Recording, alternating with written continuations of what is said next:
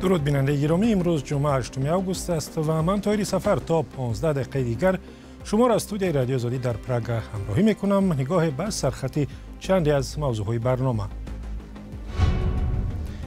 دزدی 1 میلیارد سومانی و یا 100 میلیون دلار. مقامات جزئیات پرونده رئیس فرودگاه بین المللی دوشنبه را آشکار کردند. امروز از مبلغ‌های تصرف گردیده چیزی که من در بلوغ قید کردم 281 میلیون سومانی با بودجه دولت برقرار کرده شده است. بیرحمی نسبت به فرزند و مرگ 5 طفل به دست مادران سبب شد در ختلان مقامات برای پیشگیری از چنین فاجعه ها پشتیبانی مردم بگردند.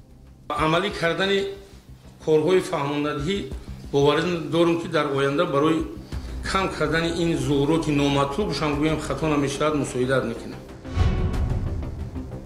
قرار است امروز دونالد ترامپ رئیس جمهوری آمریکا رهبران ارمنستان و آذربایجان را میزبانی کند و از احتمال سازش صلح بگوید. مقامات تاجیکستان میگویند رئیس سابق فرودگاه شهر دوشنبه که شکایت از کاریان بسیار زیاد است با چندی از شریکانش به دزدی بیشتر از 100 میلیون دلار متهم می شود. اسمت الله عبدالله زاده را ماه می امسال از مقامش برکنار کردند و قبلا گفته می شد که او به تصرف 500 میلیون سومانی و یا 50 میلیون دلار متهم است. جزئیات این پرونده را در نشست خبری آژانس مبارزه با کروپسیا در دوشنبه افشا کردند و همکاران ما علیشیر ظریفی و شهلای عبدالله در این نشست خبری بودند. با گذشت 3 ماه از برکناری اسمتالله عبدالزاده رئیس پیشین فرودگاه بین المللی دوشنبه، مقامات آژانس مبارزه با کروپسیا گفتند که او و چند زیردست سابقش بر بودن 1 میلیارد و 245 میلیون سومانی گمانبر دانسته میشوند. سلیمان سلطانزاده رئیس آژانس مبارزه با کروپسیا روز 8 آگوست در نشست خبری گفت از این حساب تصرف 961 میلیون سومانی به خود اسمتالله عبدالزاده راست میآید. از جانب مسئولین جمعیت توسط استفاده شرکت‌های یک روزه نقدینگی و تصرف مبلغ‌های جمعیت با بهانه خرید و تامین مال و مواد ضروری در حجم 1 میلیارد و 245 میلیون سومانی آشکار کرده شده است. وابسته به حالت بالذکر نسبت دیرکتور جمعیت سهامی کشوده فرودگاه بین المللی دوشنبه عبدالله زاده، معاون او مالک زاده، سردار خدمات تامینات و خدمترسانی جمعیت давлатов، مدیر انبار خولов، سرمحاسب اسمتالله زاده، خزینه‌دار جمعیت جوراев، инчунин роҳбарону намояндагони ширкатҳои молрасон ва дигарон ҷамъ нисбати 22 нафар бо моддаҳои 245 қисми 4 банди б ва 340 қисми д бандҳои а б кодекси ҷиноятии ҷумҳурии тоҷикистон парвандаи ҷиноятӣ оғоз гардида айни ҳол тафтиши пешакии парвандаи ҷиноятӣ идома дорад. чунин бандҳои кодекси ҷиноӣ аз они худкунӣ ё исрофкорӣ ба миқдори махсусан калон ва сохтакории такрорӣ бо маслиҳати пешакӣ аз ҷониби гурӯҳи одамон буда аз пардохти ҷарима то 6 ва 7 сол зиндонро пешбинӣ кардааст.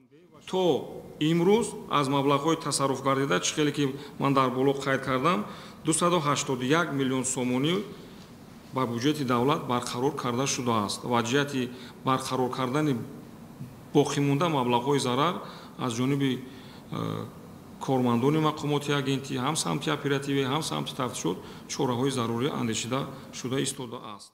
пештар яке аз наздикони абдуллозода бо радиои озодӣ гуфта буд ки баъзе амволи ӯ аз ҷумла 4 тарабхона дар душанбе, 2 осоишгоҳ дар атрофи пойтахт ва чанд манзили зист дар вилояти хатлонро ба фурӯш гузоштанд. видеои яке аз хона ва фурӯшгоҳҳои ӯ дар душанбе пурбинанда гашта буд. исматулло абдуллозода рӯзи 2 майи имсол аз мақомот барканор ва дастгир шуд. ӯ аз соли 2016 раиси фурудгоҳи байналмилалии душанбе буд. сомонаҳои мухолиф навиштанд вай ба хонаводаи президенти тоҷикистон робитаҳои наздик дорад ва мумкин аст бо ҷазои сабук раҳо шавад. ба иттилои расмӣ санҷиши ин фурудгоҳ дар солҳои 2022-2025 сурат гирифтааст. оҷонси мубориза бо коррупсия дар ним сол беш аз 1200 ҷинояти коррупсионӣ ва иқтисодии фасодомезро ошкор намуда зиёда аз 600 миллион сомонӣ зарарро барқарор кардааст. созмони шаффофияти байнулмилал соли гузашта бо нашри гузориши шохиси дарки фасод тоҷикистонро миёни 180 кишвар дар ҷойгоҳи 162 қарор дод ки дараҷаи баланди фасодро дар кишвар нишон медиҳад. و رو میاریم به نشست خبری دادستان کلی تاجیکستان حبیبالله واحدزاده اعلام کرد که در رابطه با سلسله قتل‌های بیرحمانه در شهر کانیبادام که مردم شهر را از ترس شب زنده دار کرد، به 4 نفر جزای سخت‌ترین در تاجیکستان را سزاوار دانستند. حبیب الله واحدزاده روز 8 آگوست در نشست خبری نیم ساله دادستانی در دوشنبه دایر به جزئیات پرونده چنین گفت: خدای بیردی سولی جون توختایف احد روشنوف بختیار سطورف مرد همین شخصان در صادر کردن همین کشتار گناهکار دانسته شدند. در این کشتار این سلسله کشتارها است. اینجا 5 اویله را به قتل رسانیدند، قریب 15 نفر به هلاکت رسیده است. در بین آنها 5 نفر را نابالغان تشکیل میکنند. یکتاش سوءقصد به کشتار است. برای همین از روی مجموع جنایت‌ها نسبت همین شخصانی که به شما نامبر کردم، هم هر 4 همین نفر با جزای از همه وزنی که در کودکس جنایتی جمهوری تاجیکستان مقرر شده است، 1 عمر محروم کردن از آزادی محکوم گردیدند و این را سود بررسی کرد. در اساس دلیل‌های پیشنهاد شده تصدیق خودش را یافت و آنها جزای سزاواری خودشان را وابسته به این کشتارها دادند. از ماه مارس تا آخر سال 2024 در محله‌های گوناگون کانیبادام زیاده از 20 نفر از 7 عائله از جمله کودکان کشته شدند و ترس در اینجا تا حدی بود که مردم شبانه در کوچه‌ها پاسبانی می‌کردند. و دادستان کلی تاجیکستان همچنین پرونده مرگ نورس 15 ساله خسرو آدینیف را شرح داد که روز 26 ایول در شهر ترسونزاده پس از شکنجه بیرحمانه پدرش جان داد. ما نسبت این شخص اوید کشتار به حالت‌های وزنین کننده آغاز کرده هستیم. این شخص دستگیر و حبس کرده شده است. حاضر تفتیشات پروکراتورای گنرالی جمهوری تاجیکستان را به ذمه دارد. یعنی مفتشان اوید به کارهای مخصوصا مهم. تمامی حالت‌های دیگری که چی سبب شد، چی واقعه شد، چی خیر شد، با کیها در همین از اهل اویله دست دارند، با راه تفتیشاتی معین کرده مسئله جوابگری کسی باشد گذاشته می شود. مثلا پدر خسرو پرویز آدینیف به آن متهم می شود که پسرش را به دزدی 600 سومانی گمانبر دانسته پس ماشینش بسته و روی زمین کشیده است و تا حدی که او بعد از مدت کوتاهی در خانه جان داده است. حادثه دیگر مدهش که دادستان کلی تاجیکستان شرح داد قصد خودکشی یک زن از ناحیه فرخار بود که خود و فرزندانش را به آب انداخت. مادر زنده ماند ولی 4 طفل خردسالش جان دادند. زن در نتیجه رشک شوهرش گویا با دیگر زن علاقه دارد، شبانه 4 فرزند خودش را گرفته برده از بالای کوپرک دریای سرخاب میپرتاید، خودش هم ولی کودک‌ها به هلاکت میرسند. نسبت این حادثه خودش زنده پرونده جنایتی آغاز کرده شده است، دستگیر و حبس کرده شده است. تفتیشات اوید این مسئله ادامه دارد. قتل این 4 فرزند و هم با کارت زدن چند کودک دیگر در ناحیه قبادیان ولایت ختلان را تکان داد و باعث شد که مقامات رسمی برای راه ندادن به تکرار چنین فاجعه ها پسیدری هزاران خانواده در ناحیه های ولایت بروند. محمود جان رحمتزاده در این باره گزارش می‌دهد. رشک بلند مدینه حلیمова باعث به دریا انداختن 4 طفل شده است. حادثه 1 ماه و 10 روز پیش در ناحیه فرخار رخ داد. حالا مادر این 4 طفل در بازداشت قرار دارد. رئیس ناحیه فرخار گفت که رشک بسیار بلند باعث این حادثه شده است. رشک پرونده شدگی دیلا آغاز شدگی امور رفته استودن و نتیجه‌اش که معلوم شد و افراد پیش می‌رفت. بعد این حادثه تنها در فرخار مقامات به 20,000 خانه سر زده اند. در این کمیسیا نماینده پلیس، کشاورزی و بخش کاربازان شامل بودند. معاون رئیس ولایت 2 حادثه در ولایت رخ داده را ننگاور خواند.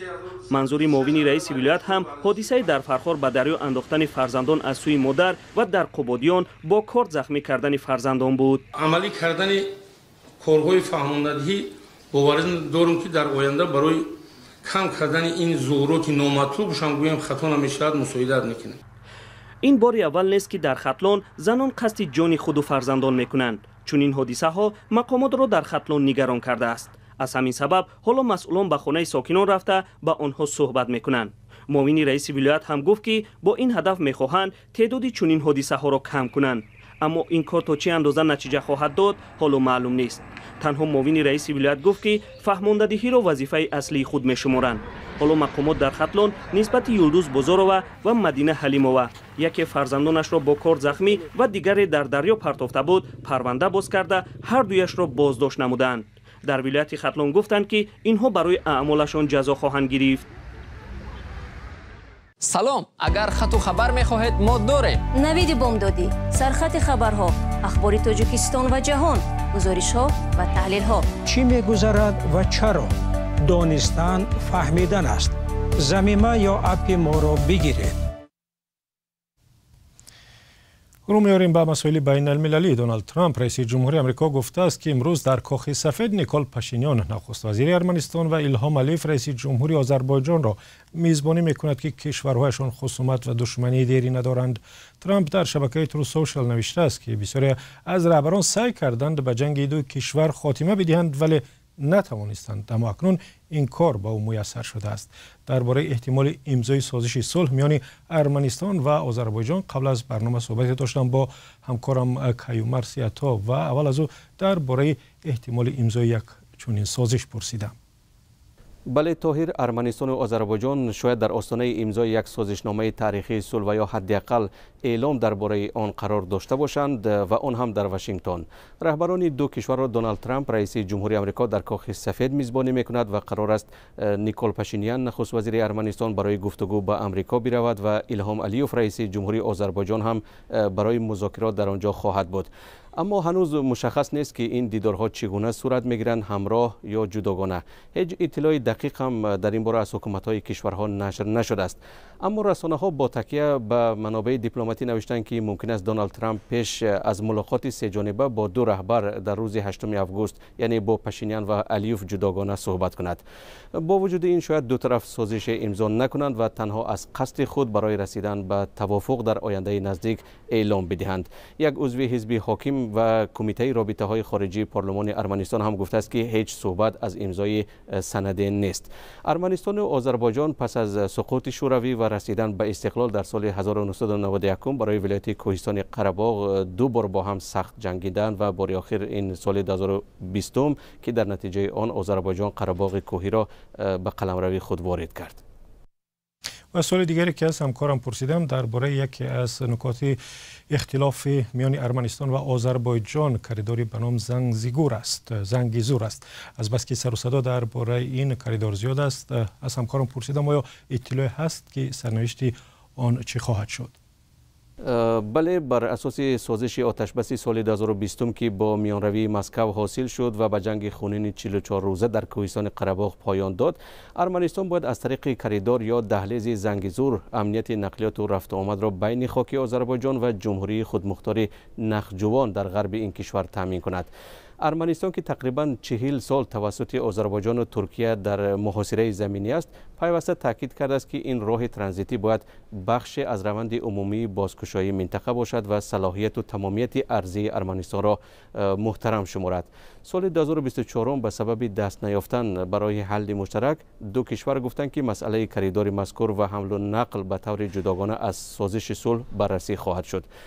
باید گویم که صلح پایدار و باز کردن یک راه ترانزیتی از طریق ارمنستان میتواند که قفقاز و آسیای مرکزی سرشار از نفت و گاز را به گذشتن از روسیه و ایران به اروپا بپیوندد، ولی هر دو، هم روسیه و هم ایران، نگرانی خود را از حضور احتمالی آمریکا در منطقه استراتژی سوینیک ارمنستان که با ایران هم مرز است ابراز کردند. در هر صورت طاهر، ما منتظر میمانیم تا ببینیم که ملاقات جانبها در آمریکا با چه می انجامد. تشکر. همکارم کیومرث عطا درباره احتمالی سازش صلح میان ارمنستان و آذربایجان صحبت میکرد. گزارش مفصل در این باره در وبسایت azadi.org. اخبار آزادی به پایان رسید. سپاسگزاریم که ما را تا این لحظه همراهی کردید. خبر و گزارش‌های از این هم بیشتر را میتوانید در وبسایت azadi.org و صفحه‌های ما در فیسبوک، اینستاگرام، تلگرام و تیک تاک هم پیدا کنید. اگر شما هم خبری دارید و میخواهید دیگران بدانند، به ما نویسید، تحقیق میکنیم درست بود نشر میشه. و تا دیدار در برنامه‌های دیگر.